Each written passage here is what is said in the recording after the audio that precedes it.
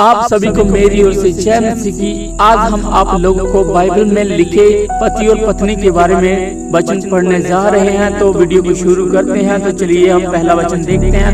उत्पत्ति की किताब उसका 2 अध्याय उसका 18 वचन, जहाँ पे लिखा, फिर यहोवा परमेश्वर ने कहा, आदम का अकेला रहना अच्छा नहीं, मैं उसके लिए एक सहायक बनाऊंगा जो उसके लिए उपयुक्त रहेगा। उत्पत्ति 2 अध्याय का 22 और 23 वचन, जहाँ पे लिखा है, और यहोवा परमेश्वर ने उस पसली को जो उसने आदम में से निकाली थी स्त्री बना दिया और उसको आदम के पास ले आया। तब आदम ने कहा, अब जब मेरी हड्डियों में की हड्डी और मेरे मांस में की मांस है, इसलिए उसका नाम नारी होगा, क्योंकि यह नर में से निकली गई है। उत्पत्ति 1 अध्याय उसका 27 और 28 वचन, जहाँ पे लिखा है, तब परमेश्वर ने मनुष्य को अपने स्वरूप के अनुसार उत्पन्न किया, अपने ही स्वरूप के अनुसार परमेश्वर ने उसको उत्पन्न किया और नारी करके उसने मनुष्य की सृष्टि की। और परमेश्वर ने उसको आशीष दी और उनसे कहा, फूलो फलो और पृथ्वी में भर जाओ और उसको अपने वश में कर लो और समुद्र की मछलियां तथा आकाश के पक्षियों और पृथ्वी पर रेंगने वाले सब जंतुओं पर अधिकार रखो। नीति वचन 18 अध्याय उसका 22 वचन, जहाँ पे लिखा है, जिसने स्त्री ब्याह ली उसने उत्तम पदार्थ पाया और यहोवा का अनुग्रह उस पर हुआ। नीति वचन 19 अध्याय उसका 14 वचन, घर और धन पुरखाओं के बाग से, परंतु बुद्धिमती पत्नी यहोवा ही से मिलती है। इफिसियों उसका 5 अध्याय उसका 21 से 33 वचन, जहाँ पे लिखा है, और मसीह के भय से एक दूसरे के अधीन रहो। हे पत्नियों, अपने अपने पति के ऐसे अधीन रहो जैसे प्रभु के, क्योंकि पति तो पत्नी का सिर है, जैसे कि मसीह कलीसिया का सिर है और आप ही देह का उद्धार करता है। पर जैसे कलीसिया मसीह के अधीन है, वैसे ही पत्नियां भी हर बात अपने अपने पति के अधीन रहे। हे पतियों, अपनी अपनी पत्नी से प्रेम रखो, जैसा मसीह ने भी कलीसिया से प्रेम करके अपने आप को उसके लिए दे दिया। इसी प्रकार उचित है कि पति अपनी पत्नी से अपनी देह के समान प्रेम रखे। जो अपनी पत्नी से प्रेम रखता है वह अपने आप से प्रेम रखता है। नीति वचन 31 अध्याय उसका 10 वचन, भली पत्नी कौन पा सकता है, क्योंकि उसका मूल्य मूंगों से भी बहुत अधिक है। उसके पति के मन में उसके प्रति विश्वास है।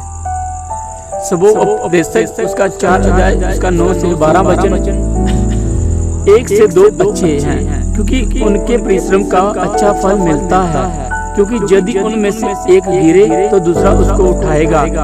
परंतु हाय उस पर जो अकेला होकर गिरे और उसका कोई उठाने वाला ना हो।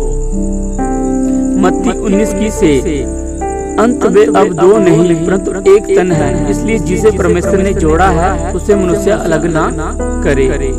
इब्रानियों 13:4, विवाह सब में आदर की बात समझी जाए और विवाह बिछोना निष्कलंक रहे, क्योंकि परमेश्वर व्यभिचारियों और परस्त्रीगामियों का न्याय करेगा।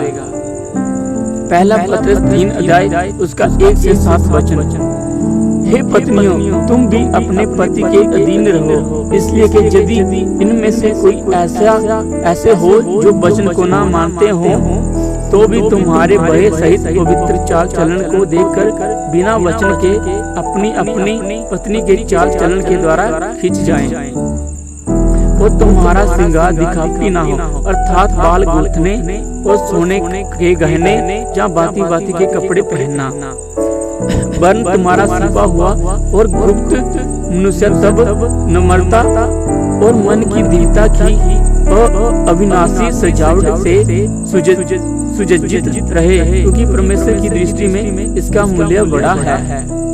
वैसे ही हे पतियों, तुम भी बुद्धिमानी से पत्नियों के साथ जीवन निर्वाह करो और स्त्री को निर्भर पात्र जानकर उसका आदर करो, यह समझकर कि हम दोनों जीवन के वरदान के वारिस हैं, जिससे तुम्हारी प्रार्थनाएं रुक ना जाए।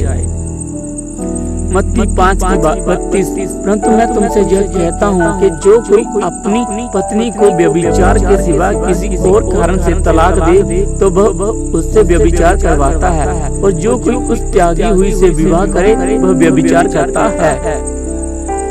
कुलुस्सियों 3 उसका 18 और 19 वचन। हे पत्नियों, जैसा प्रभु में उचित है वैसा ही अपने अपने पति के अधीन रहो। हे पतियों, अपनी अपनी पत्नी से प्रेम रखो और उनसे कठोरता ना करो। पहला कुरिन्थियों उसका 7 उसका 10 और 11 वचन, जहाँ पे लिखा है, जिनका विवाह हो गया है उनको मैं नहीं वरन प्रभु आज्ञा देता है कि पत्नी अपने पति से अलग ना रहे, और यदि अलग भी हो जाए तो बिना दूसरा विवाह किए रहे, जहाँ अपने पति से फिर मेल कर ले। पहला पत्र 4 उसका 8 वचन। सब में श्रेष्ठ बात यह है कि एक दूसरे से अधिक प्रेम रखो, क्योंकि प्रेम अनेक पापों को ढांप देता है।